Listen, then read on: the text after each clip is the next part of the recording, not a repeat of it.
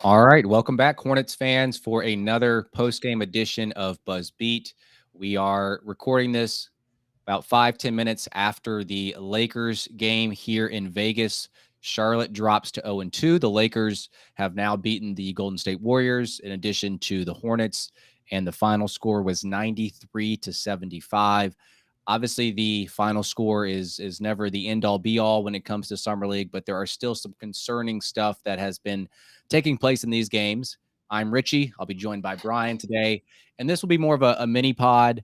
We're going to try to keep this to 25, 30 minutes maximum. And we do have one question at the end of the podcast. I actually fielded some questions the other day on Twitter, probably got 8, 9, 10 of them. I just want to get one of them out of the way before I move on to the others. But Brian, how's it going? Doing pretty well. I'm better than the Hornets offense was today against the summer league Lakers.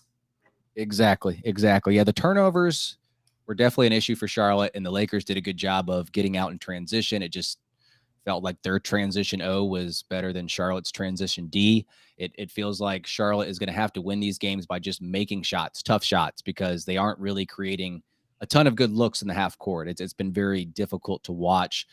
I guess I'm going to start with the positive, and that's going to be James Nagy. I'll start with him. Mm-hmm. And we mentioned him on the previous podcast, just flashes of good stuff from him, having a nose for the ball and the offensive rebound. He's good at those putbacks, drawing fouls. I thought, too, we talked about his mobility a lot, or at least you did on the previous podcast. And I think you see that a lot when it comes to the defensive coverages. He is very good at dropping, but also being able to locate his man and others that are coming off the screen.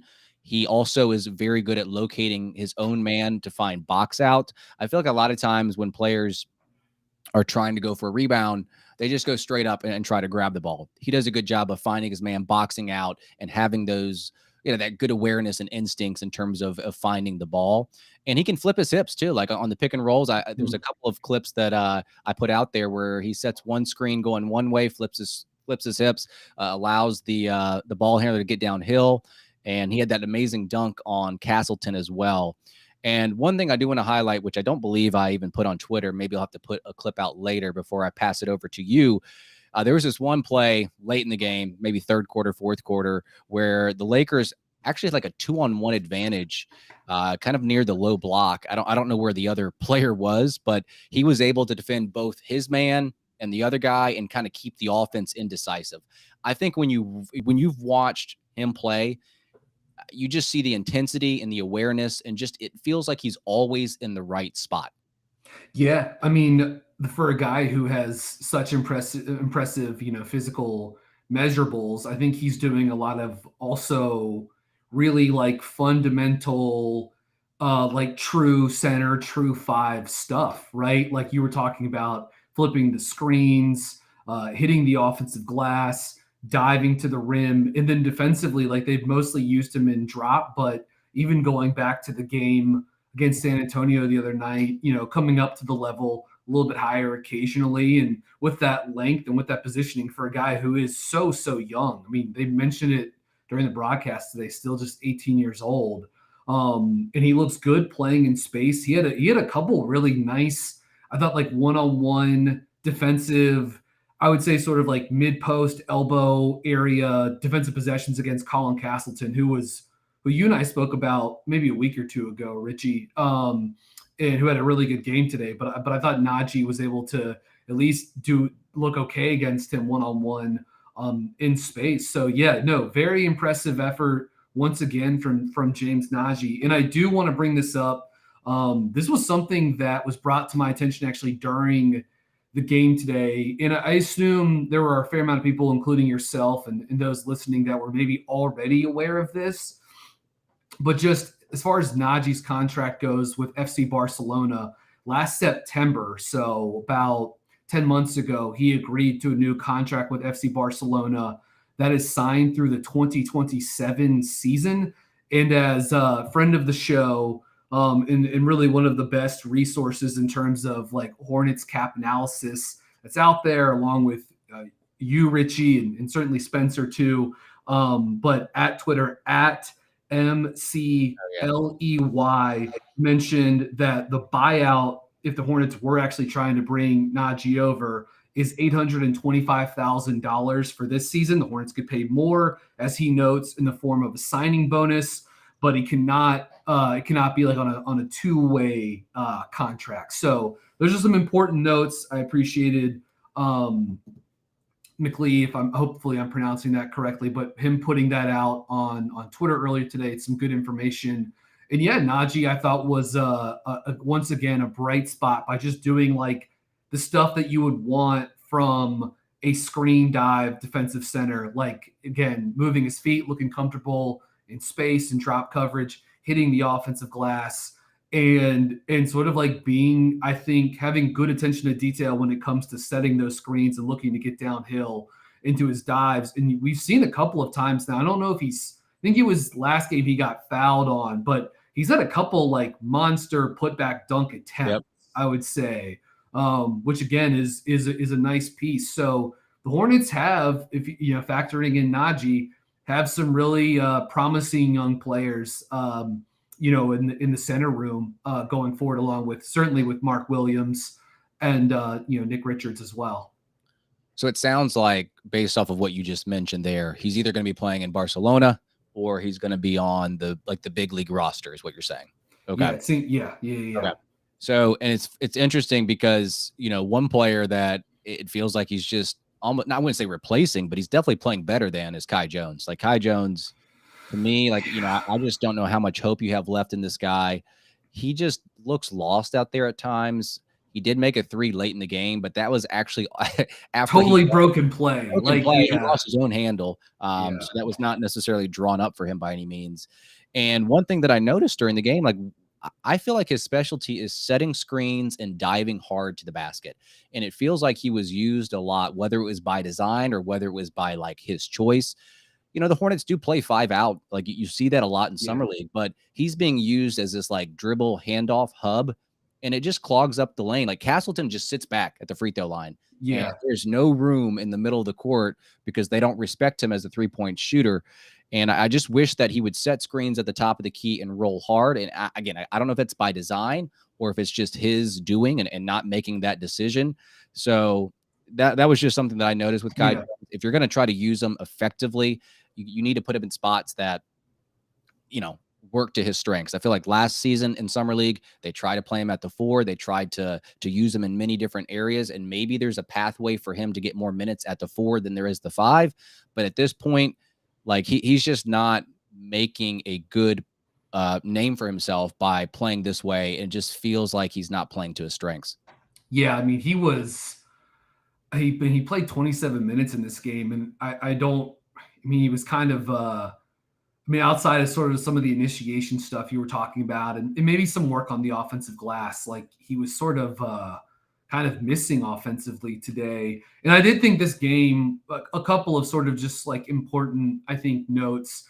I think this was the game just sort of by my own, I don't actually have like the possession numbers, but just sort of by my own loose, charting, I think this was the most they've gone to like 5 out in any of the summer league games. Now, going back to the 2 games in Sacramento, the Lakers also played a decent amount of zone in this game too. And on top of that, you also saw, actually thought this was one of maybe the best possession Kai had offensively. I think he ran pick and roll with, it was either Nick Smith Jr. or Brandon Miller, but the Lakers blitzed and Kai caught it on the short roll. I think he kicked it out one way. The ball got swung to the other side, and Bryce McGowan had like a pump and go dunk, which was that's like, that's Kai's had a couple of nice passes that I do think like a couple of years ago would have been pretty tough for him to have made. But I think he's made a couple of nice reads. By no means do I think like the sort of like pockets of space playmaking are like a strength of Kai. If anything, the processing is still pretty rough, but I think he's shown some small bits of development there. You'd love for if teams of a guy like Castleton, who's very, very comfortable in the drop, going back to his college days at Florida, like you'd love for the Hornets to be able to take advantage of that space with those 5 out handoff actions. but just like it wasn't there. And in all, like this was a brutal, offensive game. The Hornets score 75 points on 81 shots. They shoot 25% on three, under 31% from the field. They assisted on 12 of their 25 field goal attempts, so under 50% assist rate. Just a pretty brutal offensive performance that was bailed out, I guess, somewhat by free throws and second chance, scoring opportunities. But yeah, like, they're. I don't think they have sort of like the off ball or the guard and perimeter decision makers that are really ready to sort of really capitalize on some of those like Kai 5-out looks. Yeah. I mean, hopefully some of them turn into it. Like they've got some, high draft picks playing for them. Miller and Smith and McGowan's and Booknight, who was really bad again today. But I thought it was interesting too, because like they started Miller at the 3 today, right? Like they brought McGowan's off the bench. They started Trey Scott as like the de facto 4. He played pretty well today. And they moved Miller to the 3. And then they were trying to like get these 5-out actions going, and just, you'd love for if teams couldn't just drop and play center field on Kai. Like he's shown some ability to like fake handoffs and sort of like use his foot speed to like get downhill. But it's just like if Kai's not able to like, put pressure the rim as a dive guy, if he can't really take advantage of his foot speed at the 5, therefore like the offense is not clicking. Well, I mean, what else are you getting? I think he can give you some sort of like, I think he gives you like highlights in terms of like rim protection, but I don't think he's really like closing the rim off by any means. So it's just, he's in a tough spot development wise. He's an incredible athlete at 6'10", 6'11". Like it always makes you think like, wow, what could this guy be? But it's hard to figure out the role for him on either side of the court. I think there's a pathway to it on offense, but it's just hard to figure it out given the personnel on the roster, both in terms of like the guards who could really help unlock him, and also just like the other centers that are ahead of him in terms of the priority with the organization. Yeah, it's funny that you mentioned the 5-out, because it feels like that's what I noticed a lot today as well. And first possession of the game, they went to it. Yeah, they tried it a fair amount. And I think was it Miller going 0 of 7 from behind the arc? Like that's not going to help loosen up the 5-out looks and try to draw gravity out to the perimeter.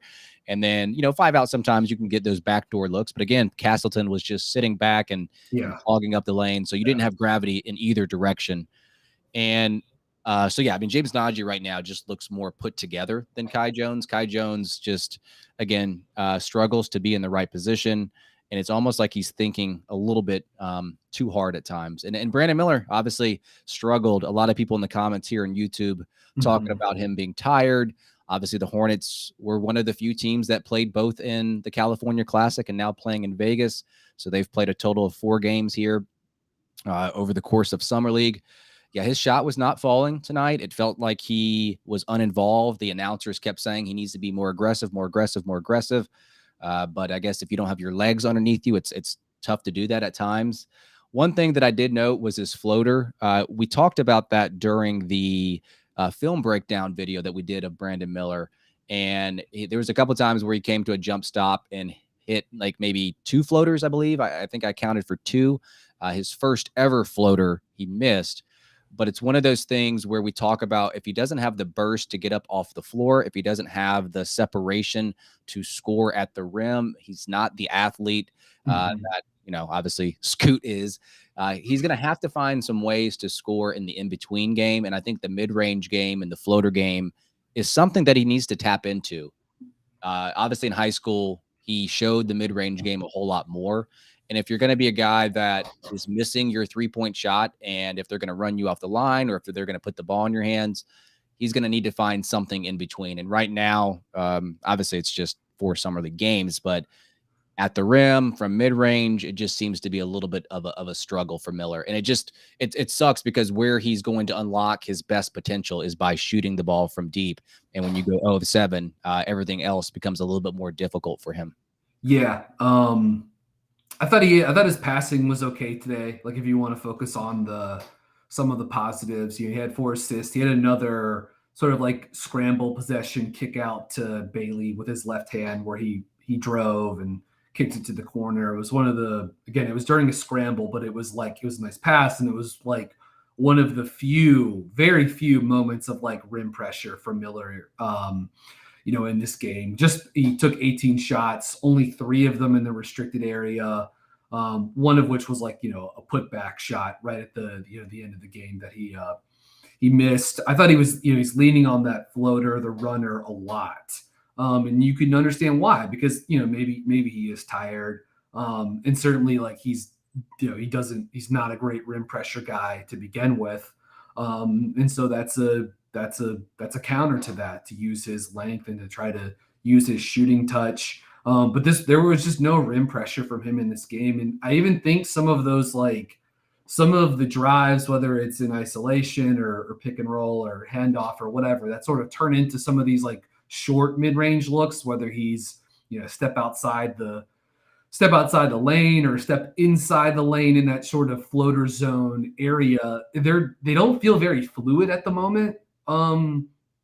Like I do think I think guys are being physical with him. I think that's bothering him some. We even saw Golden State was putting 2 on the ball against him a lot. He made some nice passes out of those looks, but just it doesn't feel very fluid right now. It feels like a little bit robotic, and so who knows if it's a comfort thing, if it's a fatigue thing, if that's just a confidence thing because it's not going great right now, or maybe he's pressing a little bit because I don't think when Charlotte kind of gets into their flow for lack of a better term, because there's been almost no flow, like they're running some stuff to get him looks. You are seeing them go to a lot of these like wide pin down actions or these staggered looks, and then if the jumper isn't there, it then quickly flows into a pick and roll for him. And it's really simple, like basic stuff, but when they're just like playing out of the play, the ball doesn't always find a way back to him. If Booknight or McGowan's or Smith are trying to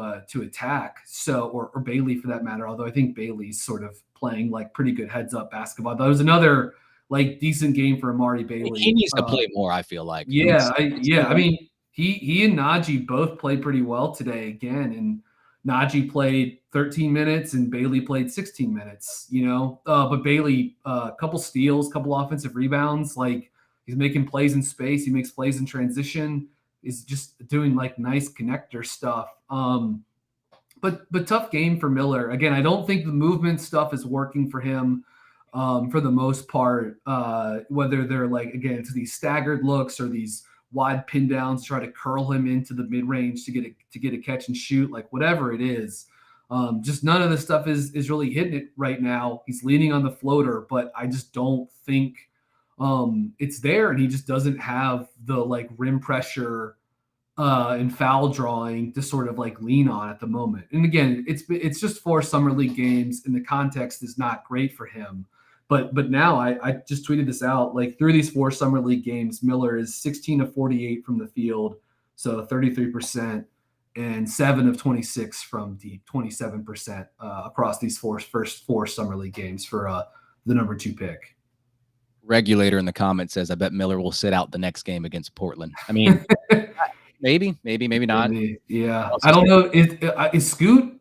Is he playing today? Like I know he messed up his. No, I don't think so. I think so. Yeah, I figured not. Yeah. He also says Miller missed more shots than Booknight. That's progress. I guess progress. Yeah, those 2 guys combined were 8 of 32 today, and 2 of 15 from deep. I mean, Nick Smith Jr. didn't exactly light it on fire either. He was 3 of 10 from the floor. I thought Smith had a couple like nice plays. He had a nice skip pass kick out for a McGowan's corner 3 like late in the first half. That was pretty nice. But I don't think Smith popped or anything like that. So other than Bailey and Najee, this was like not a great game for the rookies or for Booknight, a 30-year guy. I thought Booknight started strong. There was a couple of like no hesitation 3-point shots that he made. He had a relocation corner 3 early, but he, like Nick Smith in terms of the shot selection,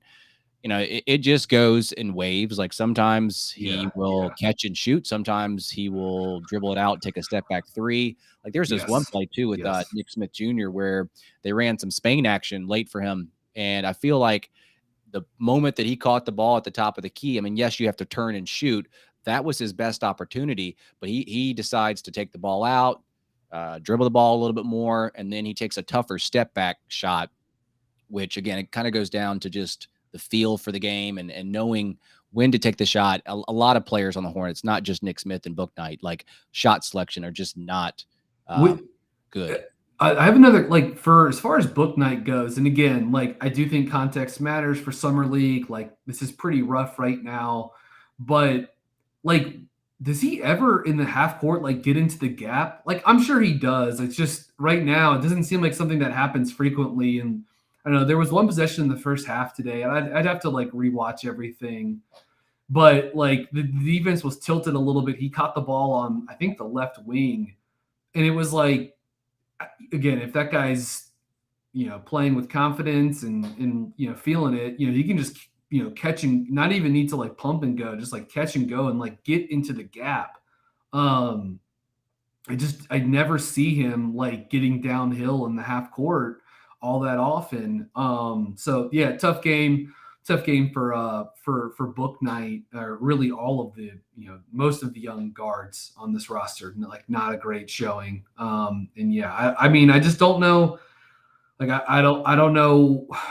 It's hard to figure like what Book's role is going to be this season. I mean, we don't even know how the Hornets, I guess, are going to like round out the backup point guard position. But like, if they were even like kicking the can on like Book Night as the possibility for that, which like would be, I think, a pretty silly hypothetical. Like, I just don't think you're seeing anything in summer league that would make you feel like this guy is like deserving of playing 20 minutes a night off the bench at whatever like guard position. Yeah, especially if Cody Martin's health is 100% at the start of the Yeah. season. You just Yeah. wonder how far down he's going to be pushed down that depth chart. All right, let's end on this. This was a question that was sent in at Hornets_Trucker. Are you guys surprised JT Thor hasn't played in Summer League? And do you think Najee has shown enough to make the active roster, or will he play overseas? We won't talk about the Najee part because we talked about him at the top, but yeah, I mean, I guess I was expecting him to be on the roster, but when I heard the news that JT Thor wasn't, I guess I wouldn't say he was shocked. I was shocked by that news with the way that he played at the end of the season. I think he solidified his standing with the team. We talked about his 3-point shooting and it being upped from pre All-Star break to post All-Star break. It went from 25% pre to 38% afterwards. He does have a non-guaranteed contract, and if I was a betting man, there's really little doubt in my mind that final roster spot, not final roster spot, but he will be making the final roster and getting that contract guaranteed for the rest of the season. I think when you watch JT Thor, the defensive impact is pretty evident. Despite the lack of strength at times, he's a guy that is a good chaser. He follows players all over the court. He's going to be in the right position to contest shots with his length, and he has shown some ability to be a weak side blocker and rotator. I think offensively, maybe I wanted to see him play in summer league just because I wanted to see some improvement on that end.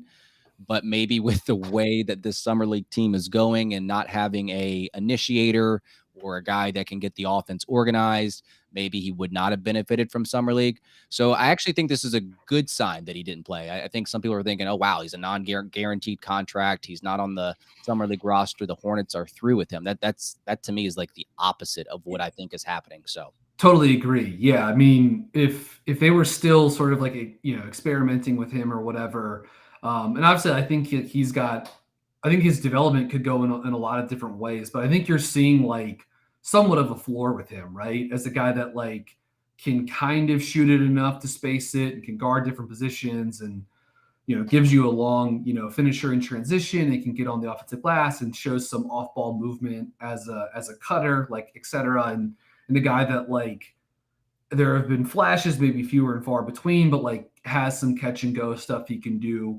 And once he gets stronger, it'll make him with that length and with the shot fake, that the comfort that he has doing that, should be able to make him somewhat of a second side target for the Hornets. But yeah, no, I think like I mean, look, they've played. It's probably important to note, like Miller started at the 3 this game, but like he's played a lot at the 4 in summer league, right? And so I just think the priority was to get Miller like lots of minutes at the 4. And if Thor is here, it's not like you can't play those two guys together in a bunch of Right. different ways.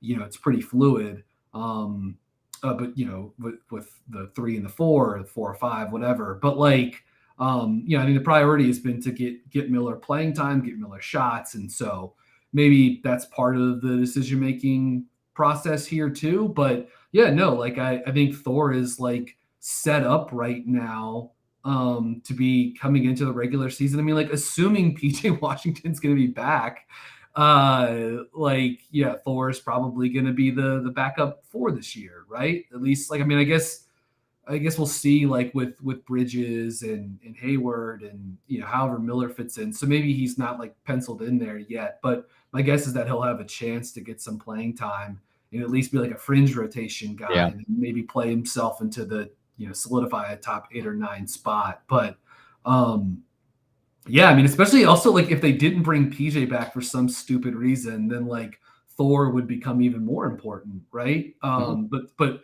I assume they're bringing PJ back, and I do assume that like Thor is again. I think he's like as a 3rd-year guy has solidified himself in a way that Book Knight, Kai Jones haven't, and I do think like the Brandon Miller component of wanting to get him going in summer league may have had like an impact on this as well. Yeah, the Hornets do have a lot of 3s and 4s, so it's really hard to kind of gauge where JT Thor falls in this. Like he's probably anywhere from like the 8, 9, 10, 11th man on this roster, just because there's so many players at that position. And, I guess it really depends on PJ, but I think if PJ's back, it obviously pushes him down the chart a little bit. For sure. And one area I would like to see JT Thor be a little bit better at, but I'm not really sure if it really matters with this team is improvement with the ball in his hands. Like he's just a guy that I haven't seen a lot when he comes to driving to the hoop, but with the way that this team plays, and there's tons of players that, are going to need the ball more than he does. He's really just like a second side player that is trying to beat a bent defense. And Yeah.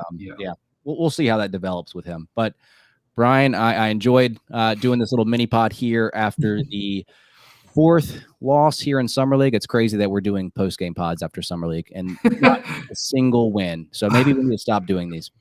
I mean, this is just, I don't know, like this is just what the Hornets are like. They're always kind of a mess in Summer League. Yeah. And certainly several shots of Mitch Kupchak, who was on hand for this game.